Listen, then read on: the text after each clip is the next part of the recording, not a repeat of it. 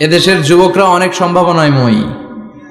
এদেশের যুবকদের মধ্যে আছে প্রাণ ঢালা উচ্ছ্বাস, শক্তি। যুবকদের দেহের রক্ত গরম না? এই গরম রক্তগুলারে ইসলামের কল্যাণে কাজে লাগাতে হবে। আমাদের মুক্তিযুদ্ধে যারা লিড দিয়েছিল তারা কারা? যুবক না? কিছুদিন আগে কোটা আন্দোলন হয়েছে না একটা? লিড দিয়েছে যুবকরা।